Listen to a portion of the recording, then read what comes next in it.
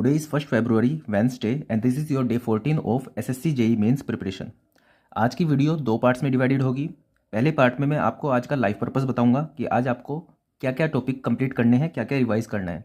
दूसरे पार्ट में मैं आपको कैलकुलेटर के कुछ स्पेशल फंक्शंस बताना चाहूँगा, जैसे 2 डिग्री इक्वेशन, 3 डिग्री इक्वेशन, उसके लिए इसके अंदर फंक्शन है, लेकिन अगर 4 डिग्री इक्वेशन आ जाए या फिर ऊपर x² + x का होल क्यूब = 5.7 इस टाइप की कुछ इक्वेशन आए, तो उस केस में अगर जो आपको x निकालना है तो आपको पूरा इसको सिंप्लीफाई करके सोल्व करने की ज़रूरत नहीं है। या फिर कुछ ऐसी इक्वेशन जो सिंप्लीफाई हो ही नहीं सकती, 2/3 या फिर कुछ भी आ जाए, वो सिंप्लीफाई नहीं हो सकती, फिर भी आपको उसके अंदर वैल्यू निकालनी है, तो आप कैसे निकालोगे। तो अब इसके लिए मैं आपको कैलकुलेशन भी सिखाना चाहूँगा, प्लस इसके साथ साथ मैं आपको फुटिंग का डिज़ाइन करा देता हूँ आज, ताकि फुटिंग के डिज़ाइन में इसकी रिक्वायरमेंट होती है, तो आपका फुटिंग का डिज़ाइन भी हो जाएगा, प्लस आप ये स्पेशल फंक्शन भी सीख जाओगे कैलकुलेटर के। तो फर्स्ट पार्ट पे स्टार्ट करते हैं अपने। तो आज आपका पर्पज़ है वो है आपको बीओडी से रिलेटेड जितने भी क्वेश्चन हैं वो सब करने हैं। ईएससी से रिलेटेड, ईएससी मेंस में भी जो क्वेश्चन आ रखे हैं, प्लस एसएससी में भी आ रखे हैं, जो अपना टाइम डिसाइड करके कि ताकि आप सब काम पूरे दिन भर में कंप्लीट कर लो, ये डिसाइड करके करीब 6-7 क्वेश्चन तो बीओडी के कर ही लेना। प्लस स्टीटर-फेलिप्स इक्वेशन, ये एक बार पूछा गया है शायद, हाँ एक बार पूछा गया है एसएससी जेईई के मेंस में भी। काफ़ी लंबी सी इक्वेशन होती है इसकी, इसलिए बच्चे स्किप कर देते हैं इसको। मैं चाहूँगा कि आप पूरा तो स्किप ना करो इसको, लेकिन जो एसएससी जेईई के मेंस में पूछा गया क्वेश्चन है एटलीस्ट उसको एक बार देख लो, ठीक है। सीखने की कोशिश करो, नहीं आता तो फिर छोड़ देना, लेकिन एक बार देखना जरूर उसको। तो ये आपको टॉपिक करने हैं आज के लिए। प्लस टॉपिक 2 में आपको क्या करना है, ज्योमेट्रिक डिज़ाइन। देखो कॉमनली जनरली ओएसडी पूछता है ज्योमेट्रिक डिज़ाइन के अंदर, लेकिन मतलब चांसेस होते हैं कि कुछ चेंज कर दे कभी ट्रेंड, तो वैली कर्व पूछ सकता है, समिट कर्व पूछ सकता है। तो ज्योमेट्रिक डिज़ाइन से रिलेटेड एसएसडी वगैरह, तो ज्योमेट्रिक डिज़ाइन से रिलेटेड जितने भी आपके क्वेश्चन बनते हैं ईएससी मेंस में आ रखे होंगे, उनकी प्रैक्टिस कर लेना। एटलीस्ट एक क्वेश्चन तो वैली कर्व, समिट कर्व, ठीक है, एसएसडी, ओएसडी, इन सब से आपको ट्राई कर लेना है। तो ये आपका पर्पस रहेगा ये। अब रिवीजन टॉपिक में आपको क्या करना है, कॉलम डिज़ाइन आप पहले कर चुके हो, आज फिर से कॉलम डिज़ाइन की प्रैक्टिस करोगे। डब्ल्यूएसएम और एलएसएम से क्वेश्चन करके देख लेना, ज़्यादा डेप्थ में मत जाना। इंटरेक्शन कर्व के क्वेश्चन नहीं पूछे जाते हैं एसएससी जेईई मेंस में, उसको आप सीखने चलोगे तो टाइम भी वेस्ट होगा। प्लस अगर आप अभी सीखोगे तो इसके बहुत बहुत ज़्यादा चांसेस हैं कि एग्ज़ाम में उसको रिप्रोड्यूस ना कर पाओ। तो चीज़ कम पढ़ो, ठीक है, लेकिन उसको ज़्यादा बार पढ़ो। मतलब टॉपिक ज़्यादा करने की कोशिश मत करो, कम टॉपिक करो, उनको अच्छे से करो, ताकि एग्ज़ाम में आए तो आप उसको कर लो। क्योंकि अच्छे से किया होगा टॉपिक तभी आप कर पाओगे, क्योंकि टाइम भी बहुत बहुत कम है। 2 घंटे में मतलब पॉसिबल नहीं है कि आप नया कोई क्वेश्चन वहाँ पे ट्राई कर सको। तो अगर जो कोई क्वेश्चन आपको दिखा जो आपने आज तक कभी ट्राई ही नहीं किया, लेकिन आपको लगता है वो हो सकता है, तो उसको स्टार्टिंग में छोड़ देना। लास्ट में मुझे नहीं लगता टाइम बचेगा, लेकिन टाइम बचे तो ही करना उसको ट्राई। तो कॉलम डिज़ाइन आपको करना है, अर्थ प्रेशर के न्यूमेरिकल फिर से आपको ट्राई करने हैं, उसके बाद टेंशन मेंबर्स आपको करना है, इसके एसएससी जेईई मेंस के फिर से कर लेना। देखो क्वेश्चन आपने ये सब ट्राई कर लिए होंगे, लेकिन आपको एसएससी जेईई मेंस का पेपर अगर जो क्लियर करना है, उसके लिए आपको क्या करना है कि कॉन्सेप्ट इतनी बड़ी चीज़ नहीं है, वहाँ पे प्रैक्टिस काम आएगी कि आपने एक ही क्वेश्चन को 10 बार करो ताकि वो गलत ना हो कभी। तो इस तरह से आपको प्रैक्टिस करनी है। तो अर्थ प्रेशर के भले ही आपने क्वेश्चन ट्राई कर लिए हो एसएससी जेईई मेंस के, एक बार फिर से करना उनको। टेंशन मेंबर्स के क्वेश्चन करना, कंक्रीट की थ्योरी जितनी भी है सब करना है आपको, डिफरेंट टाइप ऑफ कंक्रीट, ठीक है, डिफरेंट टाइप ऑफ कंक्रीट, और आपको टेस्ट ऑफ कंक्रीट, ठीक है, और कंक्रीट की जितनी भी प्रॉपर्टीज़ हैं, गुड कंक्रीट, मतलब जो भी कंक्रीट से रिलेटेड जैसे भी क्वेश्चन होगा, इसके टेस्ट, इसकी वर्केबिलिटी से रिलेटेड क्वेश्चन, वो सब आपको थ्योरी में करने हैं। और last height of instrument method, अभी कर या परसों आपने राइज एंड फॉल मेथड से क्वेश्चन किया था, आज हाइट ऑफ इंस्ट्रूमेंट से मेथड से आप क्वेश्चन ट्राई करोगे। तो ये आपका आज का लाइफ पर्पस है। अब जल्दी से आते हैं, सीधा स्किप करते हैं सीधा फुटिंग की तरफ। तो फुटिंग का एक क्वेश्चन मैं ईएससी मेंस का क्वेश्चन आपको सोल्व कराता हूँ पूरा, और उसमें मैं ये भी सिखाऊंगा कि आपको कैलकुलेटर को कैसे यूज़ करना है उसमें, ठीक है। तो पहले क्वेश्चन को समझ लेते हैं क्या है। एक कॉलम है जिसके ऊपर सर्विस लोड जो है 600 किलो न्यूटन का है। कॉलम की जो डायमेंशन है वो क्या है, 0.3 मीटर इंटू 0.3 मीटर, मतलब इस टाइप का कुछ कॉलम है। अब आपको फुटिंग डिज़ाइन करनी है। फुटिंग डिज़ाइन में मतलब क्या होता है कि फुटिंग की डेप्थ कितनी होनी चाहिए, फुटिंग का नीचे का एरिया कितना होना चाहिए, ब्रेड्थ कितनी होनी चाहिए, फुटिंग के अंदर जो आप एरिया ऑफ स्टील लगाओगे वो कितना होना चाहिए, ये सब आता है डिज़ाइन के अंदर। तो सिर्फ आपको लोड दिया है कॉलम का, कॉलम की डायमेंशन दी है, आपको कौन सा कंक्रीट यूज़ करना है ये दिया है, स्टील का ग्रेड दिया है, प्लस जो सॉइल की सेफ बियरिंग कैपेसिटी है कि सॉइल कितना बियर कर सकती है प्रेशर, वो दिया है, और साथ में टाउ सी की वैल्यू दी है 0.36 25% पे, 0.25% पे। अब इसके ऊपर पूरा टेबल दिया हुआ था, लेकिन मैं पूरा टेबल नहीं लिखा मैंने यहाँ पे, मुझे जितना एरिया ऑफ स्टील मुझे एज्यूम करना है बस मैंने उसकी वैल्यू यहाँ पे ले ली। तो इसको स्टेप बाय स्टेप कैसे सोल्व करेंगे प्लस कैलकुलेटर का क्या यूज़ आएगा वो बताते हैं। तो सबसे पहले आपको एरिया ऑफ फुटिंग कैलकुलेट करना होगा। अब इसके अंदर कुछ चीज़ें एज्यूम करी जाती है, ठीक है। अगर आपको उनके बारे में ज़्यादा जानना है तो आप बेसिक बुक्स के ऊपर जा सकते हो जो है, लेकिन अभी मैं चाहूँगा कि जो चीज़ एजम्पशन है उनको भी याद कर लो और सीधा आगे बढ़ो। अभी डेप्थ में मत जाना कि इसको ऐसा क्यों करते हैं, ठीक है। तो एरिया ऑफ फुटिंग आपको निकालना है। तो देखो सिंपल बेसिक से कुछ याद करने की जरूरत नहीं है। Stress is equal to force upon area, ये याद होगा आपको, ठीक है। ये स्ट्रेस है, safe bearing capacity is stress. तो क्यू कितना है 200 इज इक्वल टू लोड कितना है 600 किलो न्यूटन, ठीक है। अच्छा, जो ऊपर से लोड लगता है, जब हम इसको एरिया को निकालने की कोशिश करते हैं इसका कि कितना एरिया ये ले, मतलब कितना एरिया इसका होना चाहिए फुटिंग का, तो हम लोड के साथ साथ ये फुटिंग का जो लोड है इसको भी मानते हैं। इसको 10% मान लेते हैं टोटल लोड का। तो इसका 10% मतलब 1.1 से मल्टीप्लाई कर दिया अपॉन एरिया, ठीक है। मतलब आपके पास जैसे ये आपके पास आपको एरिया निकालना है, ऊपर से लोड लग रहा है कितना 600 किलो न्यूटन का, फुटिंग का खुद से भी लोड है तो 10% बढ़ा दिया तो 600 into 1.1 force upon area is equal to safe bearing capacity. तो हमने यहाँ से एरिया निकाला, area is equal to, area हमारे पास आया 200 upon 600 upon 1.1, wait, area is equal to 600 into 600 into 1.1 upon 200। तो हमारे पास एरिया आया 3.3 मीटर स्क्वायर। देखो यूनिट का ध्यान रखना, ये kilo newton per meter square में था, ये हमारे पास किलो न्यूटन में था, तो एरिया आएगा मीटर स्क्वायर में। इन चीज़ों को ध्यान रखना। इसका हम अंडर रूट ले लेंगे जैसे ही, तो हमारे पास आया 1.82। तो इसकी विड्थ जो आ गई 1.82 मीटर आ गई। हमने एज्यूम किया कि जैसे कॉलम स्क्वायर है तो हम इसको भी स्क्वायर मान लिया हमने, तो 1.82, तो हमने इसको मान लिया 2 मीटर। तो हमारे पास जो फुटिंग की लेंथ और ब्रेड्थ आई वो हमने 2 मीटर और 2 मीटर एज्यूम कर ली, ठीक है। अब हमें जब फुटिंग को डिज़ाइन करना है तो फुटिंग को हम डिज़ाइन जो करेंगे 600 किलो न्यूटन के लिए नहीं करेंगे, अब इसको हम डिज़ाइन करेंगे जो हम बेसिक डिज़ाइन करते हैं 1.5 फैक्टर लेके। तो पी यू जो होगा हमारे पास वो होगा 1.5 इंटू 600 किलो न्यूटन। इतने लोड के लिए हम इसको डिज़ाइन करेंगे। अभी तो हमने सिर्फ एरिया निकाला, ठीक है।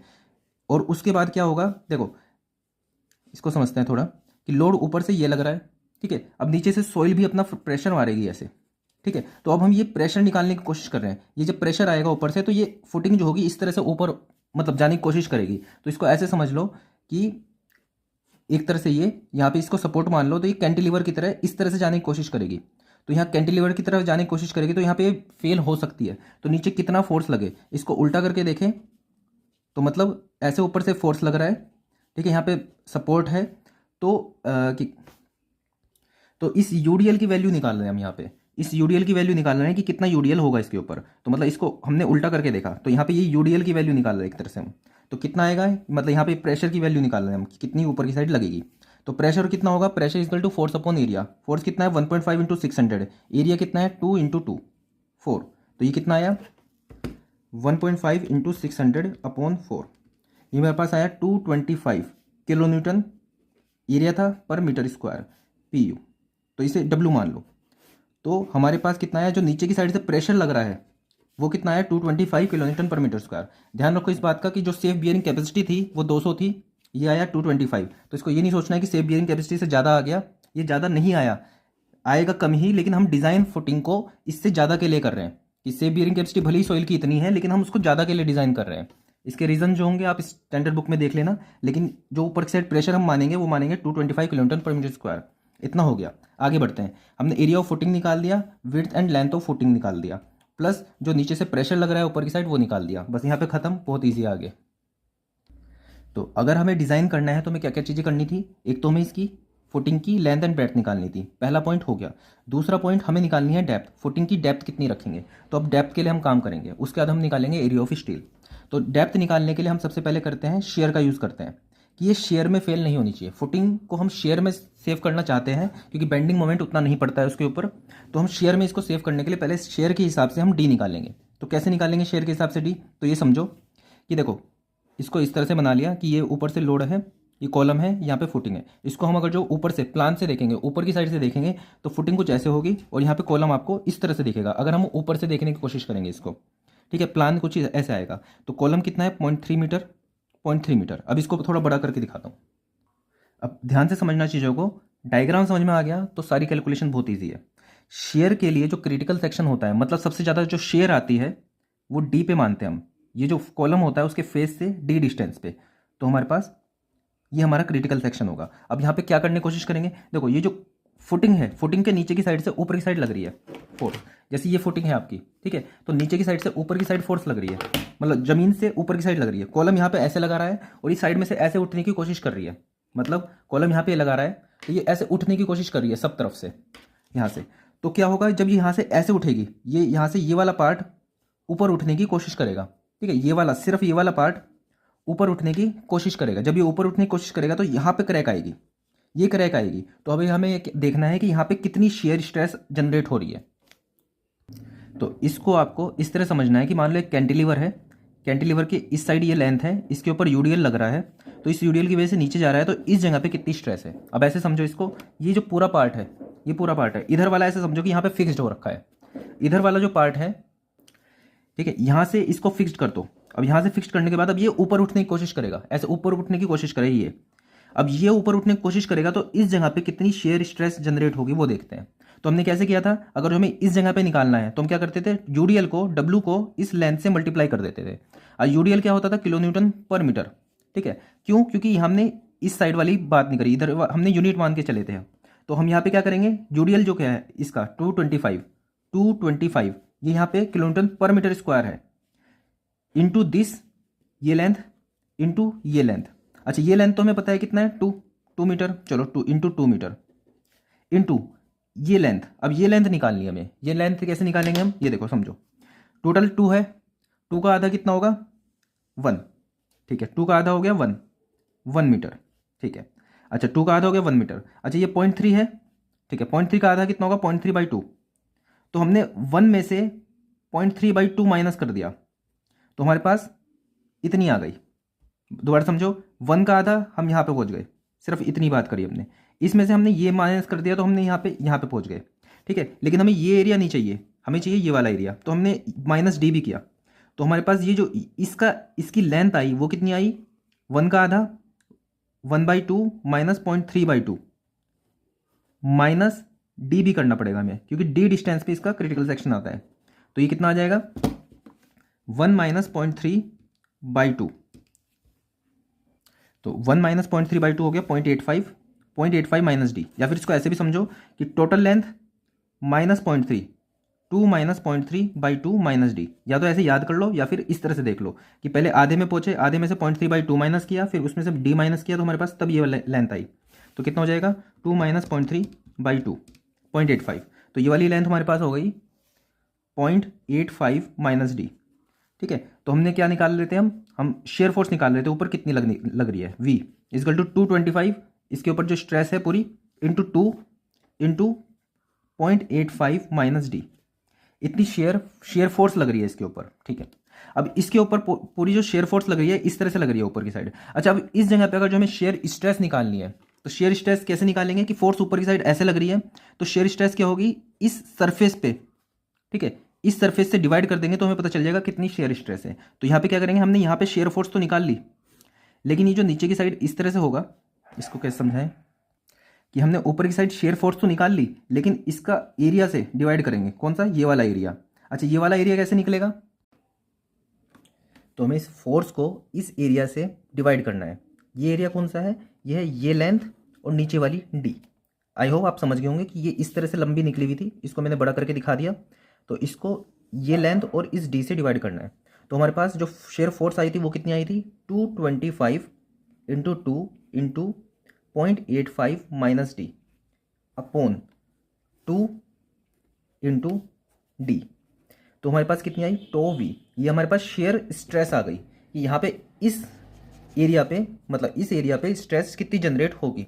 अब ये स्ट्रेस इतनी नहीं होनी चाहिए कि जो उसकी परमिजिबल है उस रेंज से ऊपर निकल जाए। तो परमिजिबल रेंज क्या होगी, टाउ सी, के एस टाउ सी मानते हैं इसको हम। अच्छा ये टाउ सी कहाँ से आएगा, टाउ सी हमारे पास ये गिवन है, तो ये जो टेबल के अंदर गिवन था टाउ सी वो इसलिए ही गिवन था।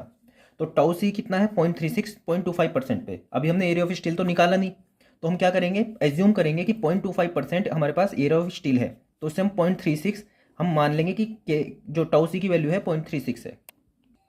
तो एजम्पशन याद करने की जरूरत नहीं है, जब आपको स्टेप में ज़रूरत पड़ेगी तो अपने आप ही आपको उसकी रिक्वायरमेंट पड़ जाएगी और आपको याद रखने की जरूरत नहीं पड़ेगी। अब यहाँ से आपको टाउ वी से अब टाउ सी तक जाना है, तो देखो टाउ वी, ये जो स्ट्रेस जनरेट हो रही है should be less than equal to K S tau C. ठीक है, अब टाउ सी कहाँ से निकाल के लाएंगे, टाउ सी हमें यहाँ पे टेबल से निकलेगी मिलेगी, तो हम मानेंगे कि assume area of steel is equal to 0.25%। हमने एरिया ऑफ स्टील 0.25% मान लिया, अभी हमने निकाला नहीं, बाद में चेक हो जाएगा ये और सही आएगा ये। तो 0.25% हमने एरिया ऑफ स्टील माना, तो उस हिसाब से हम टाउ सी की वैल्यू रखी हमने 0.36। अच्छा, के एस की वैल्यू क्या होगी, ये लगभग डेप्थ की वैल्यू 300 मिलीमीटर से ज़्यादा ही आएगी। 300 मिलीमीटर से ज़्यादा के लिए इसको 1 मानते हैं, बाकी आप इसमें नोट्स में देख लेना कि एस की वैल्यू क्या कितनी कितनी होती है, कितनी डेप्थ के लिए। उतनी वैसे डेप्थ में जाने की जरूरत नहीं है, 300 मिलीमीटर से ऊपर ही आती है। तो 0.25% हमने एरिया ऑफ स्टील माना, तो tau V should be less than equal to K S कितना है 1, टाउ सी कितना है 0.36 MPa, ये ध्यान रखना। अच्छा, ये कितना था, देखो ये kilo newton per meter square था। ठीक है, ये हुआ मीटर स्क्वायर, ये हुआ पर मीटर स्क्वायर, तो ये हमारे पास आ गया kilo newton per meter square. अब ध्यान रखना इस चीज़ का कि टाउ वी जो है हमारे पास है 225, 2 से 2 कैंसिल करो, 0.85 minus D upon D kilo newton per meter square should be less than equal to 0.36 MPa। अच्छा, MPa क्या होता है, MPa होता है Newton per meter square into 10⁶, और किलो न्यूटन के लिए किलो न्यूटन इंटू 3, तो हमारे पास ये आ जाएगा, तो ये हो जाएगा into 10⁻³ kilo newton per meter square. MPa मतलब 10⁶, किलो मतलब 3 से डिवाइड कर दिया तो 10⁻³ आ गया, तो हमारे पास इक्वेशन आ गई ये। अब यहाँ पे कैलकुलेटर का इस्तेमाल करेंगे, तो ये हमारे पास इक्वेशन आ गई 225.85 minus D upon D should be less than equal to 0.36। तो हमें यहाँ से डी की वैल्यू निकालनी है। अब समझो जरा कैलकुलेटर का यूज़, देखो अभी हमें इसको इसके अंदर वैल्यू पुट करनी है डायरेक्टली, बिल्कुल एज इट इज़, इसको सोल्व नहीं करना है। देखो सबसे पहले 225 इंटू, अब यहाँ पे क्या करना है 0.85 माइनस डी। अब देखो ब्रैकेट जितने आएंगे हम अलग से लिखेंगे, ब्रैकेट 0.85 माइनस 0.85 माइनस, अच्छा डी एक वेरिएबल है, तो डी को कैसे रखेंगे, देखो यहाँ पे अल्फा है ऊपर, सबसे ऊपर अल्फा इंटू यहाँ पे वेरिएबल की अलग अलग है, एक्स वाई कुछ भी मान सकते हो, तो हमने एक्स मान लिया। ठीक है, फिर ब्रैकेट बंद किया, तो ब्रैकेट हमने यहाँ पे बंद कर दिया, अपॉन यहाँ पे क्या है वेरिएबल है, फिर से उसी वेरिएबल को, जो वेरिएबल पहले माना है उसको ही मानेंगे, अपॉन अल्फा, वेट अल्फा दबाया और फिर यहाँ पे एक्स। ठीक है, ये इधर वाला हमने पुट कर दिया, इसको इक्वल टू करेंगे। अच्छा, यहाँ पे डायरेक्टली अभी इक्वल टू नहीं करना है हमें, अभी हमें अल्फा का यूज़ करना है, अल्फा, और यहाँ पे एक छोटा सा देखोगे रेड कलर का, देखो रेड वाले को दबाओगे तो रेड आएगा, ये इक्वल टू कितने किसके बराबर करना है 0.36 इंटू 10⁻3। अच्छा, अब यहाँ पे इक्वल टू नहीं दबाना है, अभी हमें करना है शिफ्ट सॉल्व। तो हमारे पास x की वैल्यू आ गई, x यहाँ पे क्या था d, तो d की वैल्यू हमारे पास आ गई 0.327 मीटर, तो हमारे पास एक d की वैल्यू आ गई 0.327 मीटर। आगे चलते हैं, ये हमने d की वैल्यू निकाल ली शेयर के हिसाब से। अब दूसरा है पंचिंग शेयर। अब ज़्यादा टाइम नहीं लगेगा, देखो अब मैं थोड़ा तेज़ी से बताऊंगा चीज़ों को। ये है हमारे पास, ठीक है, तो ये हमारे पास 2 मीटर था, ये हमारे पास 0.3 मीटर था। अब जैसे हमने डी डिस्टेंस पे हमने देखा था कि डी डिस्टेंस पे हमारे पास क्रिटिकल सेक्शन आता था, तो पंचिंग शेयर के केस में ये d/2 डिस्टेंस पे आता है, d/2 डिस्टेंस पे, मतलब ये d/2, तो जो ये वाली डिस्टेंस हो जाएगी, ये कितना हो जाएगा, ये हो जाएगा 0.3 प्लस d/2 प्लस d/2, ठीक है, ऊपर नीचे, तो 0.3 प्लस d, और ये कितना हो जाएगा 0.3 प्लस d। अच्छा, फिर से इसको समझो इस तरह से कि ये जो है यहाँ से ये पूरा फिक्स कर दिया गया, और अब ये साइड में से ऊपर उठने की कोशिश कर रहा है, ये पूरा एरिया, ये बाहर वाला एरिया पूरा ऊपर उठने की कोशिश कर रहा है, इस तरह से ऊपर उठने की कोशिश कर रहा है। अब ये जब ऊपर उठने की कोशिश करेगा तो यहाँ पे शेयर स्ट्रेस आएगी, यहाँ पे शेयर स्ट्रेस आएगी, यहाँ पे और यहाँ पे, चारों जगह शेयर स्ट्रेस आएगी। तो हम क्या करेंगे, इसकी वजह से, इस एरिया की वजह से जो स्ट्रेस जनरेट हुई है उसको डिवाइड करेंगे इस एरिया से। तो ऊपर उठने की वजह से कितनी शेयर स्ट्रेस जनरेट हुई है, वेट जो हमारे पास स्ट्रेस है उसको इसके एरिया से मल्टीप्लाई करेंगे, तो वो कितना है 225 जो हमारे पास डब्ल्यू था, इनटू ये एरिया कैसे आएगा, पूरे एरिया में से ये वाला एरिया माइनस कर देंगे। पूरा एरिया कितना है 2 × 2 4 माइनस ये कितनी है लेंथ और ये एरिया कितना है 3.3 प्लस डी, 0.3 प्लस डी का होल स्क्वायर। तो ये हमारे पास क्या है force, force upon area. Area कौन सा करेंगे यहाँ से, इसको नीचे की साइड इस तरह से समझना कि ये लेंथ और नीचे डेप्थ नीचे की साइड जा रखी होगी, तो ये लेंथ इंटू डेप्थ, तो ये लेंथ कितनी है, ये लेंथ है 0.3 प्लस डी इंटू डेप्थ। अच्छा एक एरिया हो गया यहाँ पे, ये ऐसे ही एक यहाँ पे होगा, एक यहाँ पे होगा, एक यहाँ पे, तो ये होगा 4। तो ये हमारे पास क्या आएगी tau punching, tau V punching. ठीक है, टाउ वी पंचिंग हमारे पास आ गई है। इसको थोड़ा साफ लिख लेते हैं।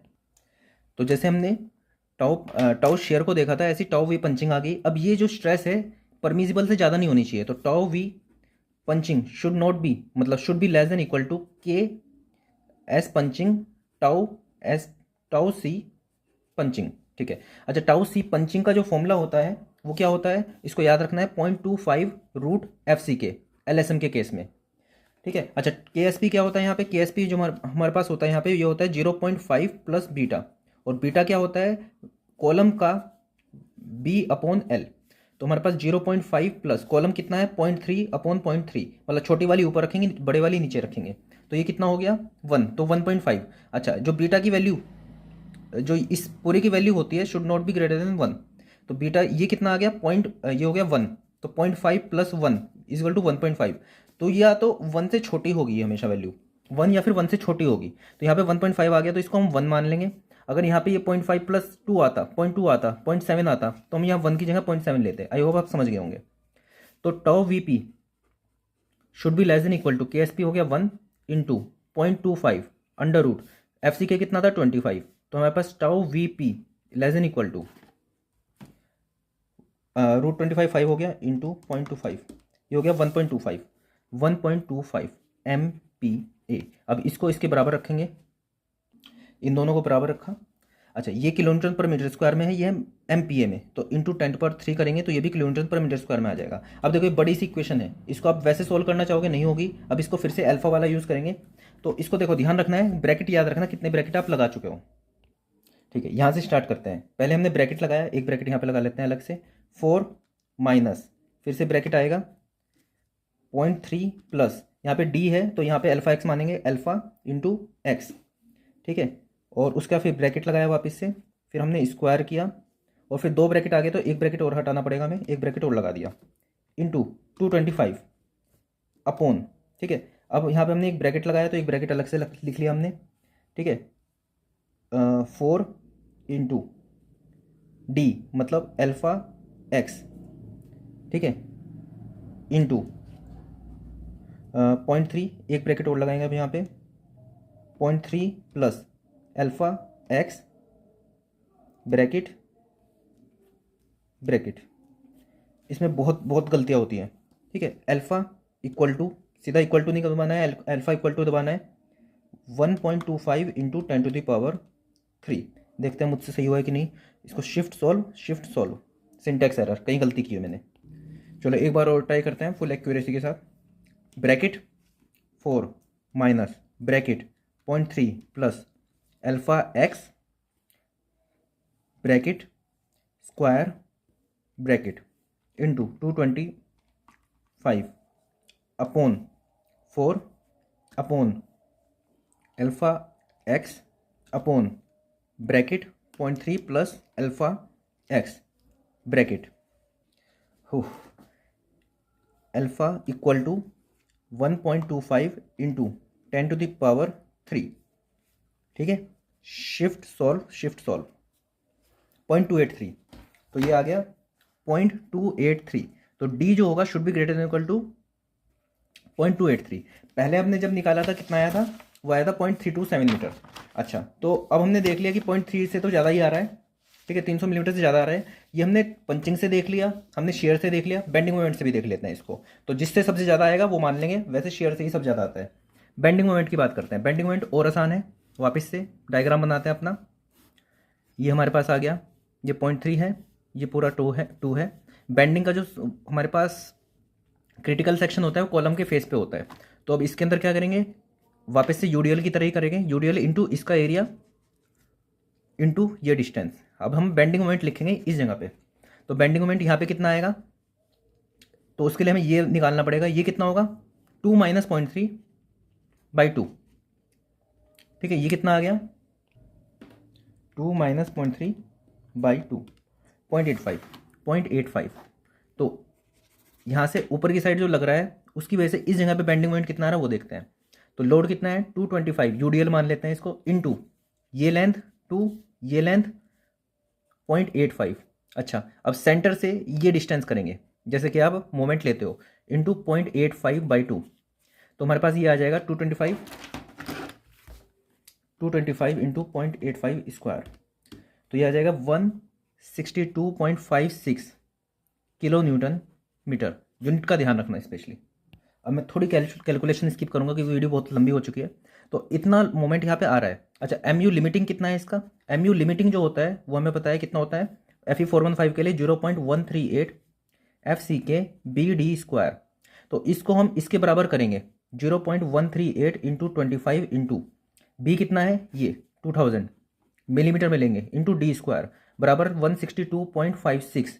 ये किलोमीटर मीटर में है तो इसको 10⁻⁶ करेंगे। यहाँ से डी की वैल्यू निकालेंगे, ये आएगी 153 मिलीमीटर। तो अब हमें समझ में आ गया कि जो डी की वैल्यू है 0.3 जो हमने शेयर से निकाली थी उससे ज़्यादा आएगी, तो हमने 350 मिलीमीटर एज्यूम कर ली। तो हमारे पास जो डेप्थ आ गई वो आ गई 350 मिलीमीटर। तो डिज़ाइन के लिए हमें क्या क्या करना था, हमने विड्थ निकाल दी, विड्थ चेक, डेप्थ निकाल दी, डेप्थ हमने 350 मिलीमीटर मान ली। शेयर से जो हमारे पास आई थी वो आई थी 327 मिलीमीटर आई थी शेयर से, तो हमने 350 मिलीमीटर एज्यूम कर ली। प्लस एरिया ऑफ स्टील निकालना था, तो अभी हमने 0.25% एरिया ऑफ स्टील एज्यूम कर लिया था। ठीक है। अच्छा, एक और चीज़, ये जो हमने एमयू निकाला था वो हमारे पास आया था 162.5625 किलो न्यूटन मीटर। अब इसका एमयू का यूज़ करके हम पहले एरिया ऑफ स्टील, मतलब इतने एमयू के लिए कितना एरिया ऑफ स्टील होना चाहिए वो देख लेते हैं पहले। अगर वो 0.25% से ज़्यादा आया तो हमें 0.25 से ज़्यादा देना पड़ेगा, फिर रिवाइज करनी पड़ेंगी चीज़ें। तो एरिया ऑफ स्टील निकालने का तरीका, area of steel is equal to, अच्छा एक और चीज़ कि जो डेप्थ आई थी एमयू से वो करीब 200 मिलीमीटर के आसपास आई थी, 163 समथिंग आई थी, 153 आई थी, और हम दे रहे हैं 350। तो इसका मतलब अंडर इनफोर्स बन रहा है, तो अंडर इनफोर्स का एरिया ऑफ स्टील फॉर्मूला लगा सकते हैं 0.5 FCK अपॉन FY 1 minus under root 1 minus 4.6 bending moment upon FCK BD² into BD। तो यहाँ पे सब वैल्यू पुट करेंगे, यहाँ पे 25 पुट करेंगे, यहाँ पे 415 भी पुट करेंगे, यहाँ पे 162.56 ये यूज़ करेंगे। अभी टाइम की वजह से मैं सीधा लिख दे रहा हूँ। यहाँ से हमारे पास जो एरिया ऑफ स्टील आएगा 1340 मिलीमीटर स्क्वायर आएगा। अच्छा, परसेंटेज ऑफ स्टील निकालेंगे तो 1340 upon 2000 width into depth, depth कितनी है 350 इंटू 100, तो ये हमारे पास आएगा 0.194%। तो मतलब 0.194% की रिक्वायरमेंट है, हमने कितने दिया 0.25, मतलब चल जाएगा, मतलब 0.25% चल जाएगा। वैसे एक चीज़ और इसके अंदर आएगी कि ये 0.25 दे रहे हैं तो ये ओवर इन्फोर्स तो नहीं बना दे रहा है इसको, तो इसके लिए भी आप सिंपल ये कर सकते हो, करने की जरूरत नहीं है। आप इसको XU लिमिटिंग के लिए देखो, Fe415 के लिए 0.48 इंटू डी कितना है 350। ठीक है, यहाँ से हमारे पास निकलेगी। अब इसके हिसाब से एरिया ऑफ स्टील निकाल दो कि हमें अगर जो बैलेंस के लिए एरिया ऑफ स्टील निकालना है तो वो कितना आएगा। तो वो आता है हमारे पास, निकाल के दिखा देता हूँ वैसे भी, 0.87 FY AST is equal to 0.36 FCK BX limiting. तो यहाँ से एरिया ऑफ स्टील की वैल्यू आएगी, ये 415 रखेंगे, इसको 25 रखेंगे, इसको 2000 रखेंगे, एक्स लिमिटिंग हम यहाँ पे 0.48 इंटू 350 रखेंगे, तो एरिया ऑफ स्टील यहाँ पे आएगा 8375। ठीक है, इतना millimetre square area of steel आएगा, जबकि हम कितना दे रहे हैं 0.25%। 0.25% कितना है 0.25 अपॉन 100 इंटू 2000 इंटू 350। सोचा नहीं था मैंने इतनी लंबी जाएगी वीडियो। 0.25 अपॉन 100 इंटू 2000 इंटू 350, तो ये आ गया 1750 मिलीमीटर स्क्वायर। तो जो मतलब अगर जो 8375 से ज़्यादा हो जाता है तो ये हो जाता आपका ओवर इनफोर्स, तो हमारा सेफ है। तो 0.25% एरिया ऑफ स्टील दे सकते हैं, कितना दे सकते हैं 1750। तो हमने विड्थ निकाल ली, डेप्थ निकाल ली, हमने देख लिया कि कितना परसेंट सरिया देना है, हमें कितना स्टील देना है। अब इसको डिटेलिंग करते हैं इसकी। तो 0.25%, अच्छा 0.25 हमने जैसे ही माना तो सीधा सीधा हमें पता चल गया 0.12% से ज़्यादा है ये। इसको दिखा देना कि हाँ 0.12% मिनिमम होता है, उतना होना चाहिए Fe415 के लिए, 0.15% होता है Fe250 के लिए मिनिमम जो होना चाहिए। हमने लिया है 0.25%, मतलब ओके है। अच्छा 1750 मिलीमीटर स्क्वायर हमने एरिया ऑफ स्टील निकाला, तो हम देखते हैं नंबर ऑफ बार्स कितने डालेंगे। तो number of bar equal to area of steel upon π/4। अब 5 स्क्वायर की जरूरत पड़ेगी। देखो अब एजम्पशन की जरूरत नहीं पड़ी, हमने देख लिया कि 5 बिना माने हम आगे बढ़ ही नहीं सकते, तो 5 को हमने मान लिया 12 मिलीमीटर मान लो। तो एन हमारे पास आ जाएगा 1750 अपॉन π/4 इंटू 12 का स्क्वायर, तो हमारे पास यहाँ पे आ जाएगी 15 पॉइंट समथिंग, तो ये आ जाएगी 16 बार्स हम इसके अंदर मान लेंगे। अब इसको 16 बार्स को अरेंज करना है। अब हमें चाहिए कि स्पेसिंग की जरूरत, स्पेसिंग जो होती है हमारे पास 300 मिलीमीटर और 3D, इससे ज़्यादा नहीं होनी चाहिए। अब देखते हैं पहले स्पेसिंग निकालते हैं, कैसे निकालेंगे। देखो ये है, बार्स को हमें इस तरह से लगाना है, ठीक है, इस तरह से लगाना है। अच्छा यहाँ पे एक दूसरी बार्स भी होंगी इस तरह से, ठीक है, ध्यान से देखना स्पेसिंग कैसे निकालेंगे, ठीक है। अच्छा और यहाँ पे हम यहाँ पे क्लियर कवर भी देंगे, 50 मिलीमीटर का मान लो हमने क्लियर कवर दे दिया। ये हमने बार जो मानी थी वो कितनी 12 मिलीमीटर की मानी थी, और ये दूसरी बार है, इसको भी 12 मिलीमीटर मान लो। अब ध्यान से देखना ये जो टोटल लेंथ है ये कितनी है 2000 मिलीमीटर। चलो इक्वेशन लिखते हैं सीधा, 2000 ये जो टोटल लेंथ है ये बराबर होगी ये 50 और ये 50, मतलब 50 इंटू 2। वर्ड समझते हैं, ये 2000 जो होगी बराबर होगी 50 और 50, 50 इंटू 2 प्लस ये 12 मिलीमीटर का सरिया यहाँ पे है, 12 मिलीमीटर का सरिया यहाँ पे है, तो 12 इंटू 2 प्लस। अच्छा स्पेसिंग जो होती है वो सेंटर से ये होती है स्पेसिंग, ठीक है। तो हमें टोटल यहाँ से वहाँ तक का जाना है, ठीक है। तो ये आधा सरिया यहाँ पे आएगा, आधा सरिया यहाँ पे आएगा, तो 12/2 इंटू 2 प्लस। अच्छा ये एस है, यहाँ पे भी एस है, यहाँ पे भी एस है, कितने एस होंगे देखो टोटल 16 बार्स हैं, तो एस कितने आए 2 के बीच में 1 है, तो 16 के बीच में 15 होंगे, तो 15 एस। तो यहाँ से एस की वैल्यू आएगी 2000 माइनस 100 माइनस 24 माइनस 12 अपॉन 15, तो ये हमारे पास आएगी 124 मिलीमीटर। इसको हम मान लेते हैं 120 मिलीमीटर, ठीक है। 300 मिलीमीटर 3D 3 इंटू 350, ठीक है। इन दोनों से कम है, तो मतलब स्पेसिंग हम देखते हैं 120 मिलीमीटर स्पेसिंग हम ये मान सकते हैं। तो हमने एरिया ऑफ स्टील भी निकाल लिया, स्पेसिंग भी निकाल ली, बार्स का डाया भी निकाल दिया, डेप्थ भी निकाल दी, विड्थ भी निकाल दी। चलो एक अब इतना टाइम लग गया तो डेवलपमेंट लेंथ भी चेक कर लेते हैं। तो देखो यहाँ से जो सरिया होगा ये इस तरह से मुड़ेगा, तो डेवलपमेंट लेंथ क्या है कि ये जो लेंथ है टोटल, ये जो लेंथ है टोटल ये should not be less than L D. L D क्या थी डेवलपमेंट लेंथ, वो उसका फॉर्मूला क्या है L D is equal to 0.87 FY5 upon 4 tau B D. अगर जो FE 415 है तो इसको 1.6 से मल्टीप्लाई कर देते हैं, तो 0.87 इंटू FI कितना है 415, 5 लिया हमने 12/4 इंटू M25 है तो 1.4 याद रखना है, 1.4 इंटू 1.6 इसकी वैल्यू आती है 483 मिलीमीटर। अब ये वाली डिस्टेंस है ये 483 से तो कम नहीं होनी चाहिए। अच्छा ये डिस्टेंस है कितनी, ये डिस्टेंस कितनी है टोटल 2000 है, 2000 का आधा 1000 माइनस ये आधा माइनस 1000 माइनस ये कितना है टोटल 300, 300 का आधा कितना है 150, 1000 माइनस 150 कितना आया 850 मिलीमीटर। तो ये कितना है 850 मिलीमीटर, ठीक है होना। अच्छा 483 की जरूरत थी और यहाँ पे 850 दे दिया, मतलब ये डेवलपमेंट लेंथ में भी सेफ है। तो ये था ओवरऑल डिज़ाइन।